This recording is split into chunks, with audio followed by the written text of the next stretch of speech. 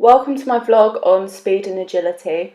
We will be studying two athletes in both speed and agility, one who suffers with a capacity-based issue and one with a skill-based issue.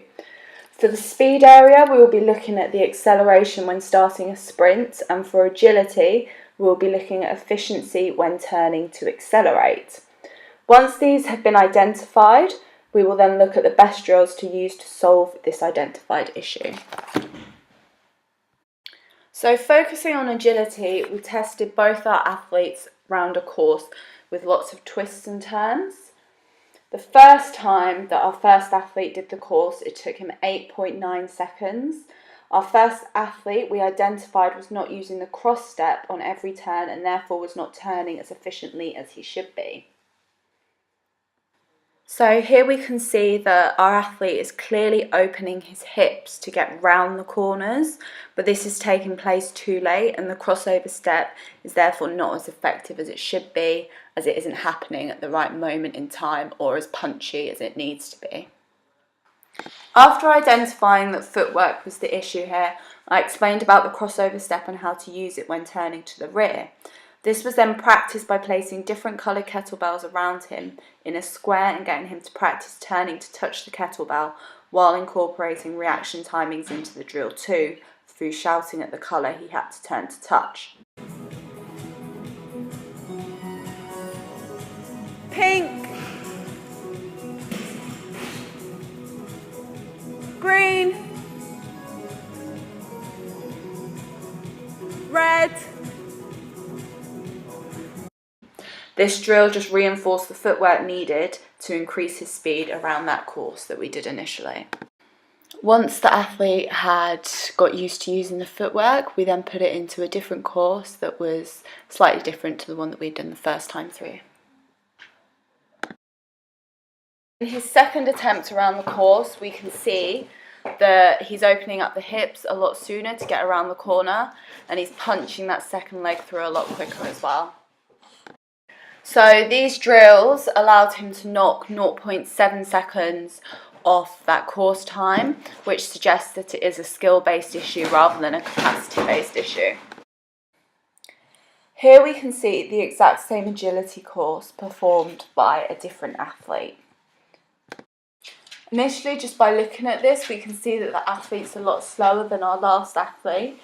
There is definitely a lack of consistent footwork, with that foot punching through isn't quite punching through quick enough, and we're also opening up the hips a lot earlier than we should be.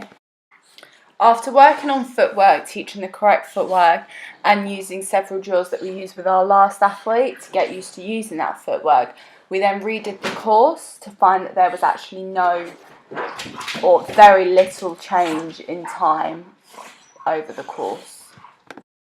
Therefore, although the footwork, that being a skill, is clearly an issue, it probably isn't the main cause for concern. It's probably not the main reason as to why we can't seem to improve that agility time.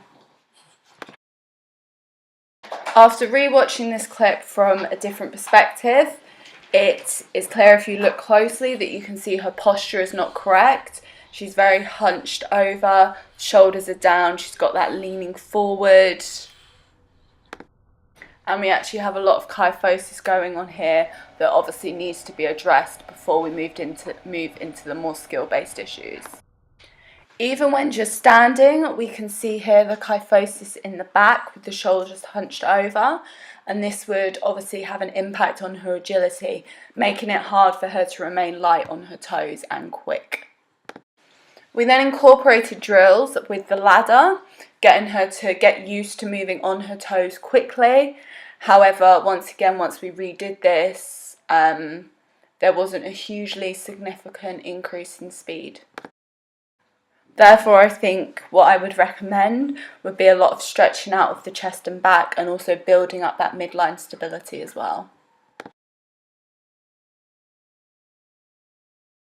So although there are clearly some skill issues here, I think predominantly it is the posture holding her back, which is a capacity issue, and that needs to be addressed before anything else does.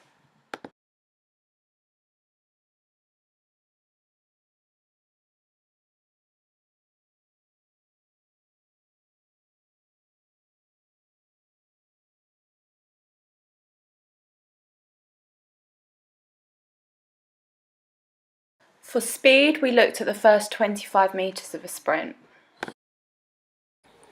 Here we can see that our athlete is hitting lots of technical points.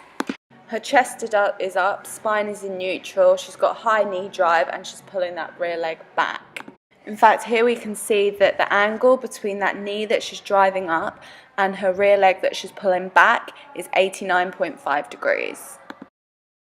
We can see here that straight line from her shoulders running down the posterior chain down to the back of the rear leg is in a nice straight line.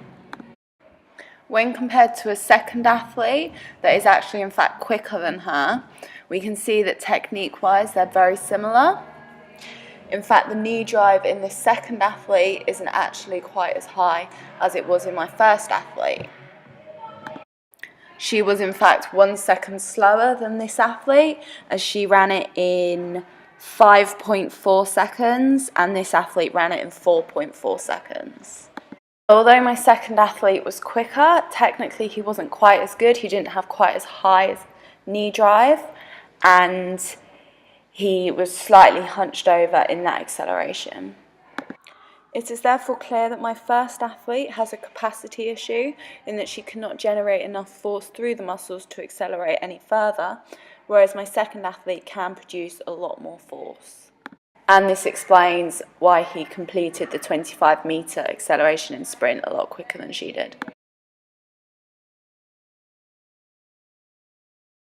Looking at this athlete, we identified that his spine was slightly out of neutral and he was hitting very little knee drive.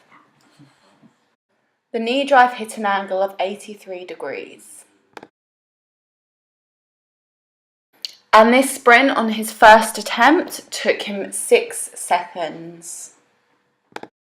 After identifying this issue, we then decided to do some drills, getting him to accentuate that knee drive.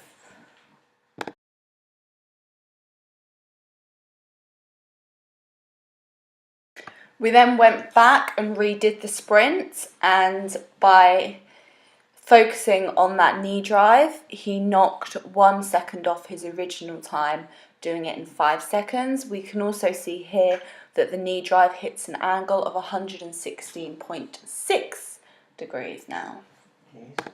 So after looking at the first sprint, the issue was identified as having a lack of knee drive. Therefore, we incorporated drills using that knee drive and really accentuating it. We then redid that sprint and knocked 1 second off the time, therefore proving that it was a skill-based issue rather than capacity.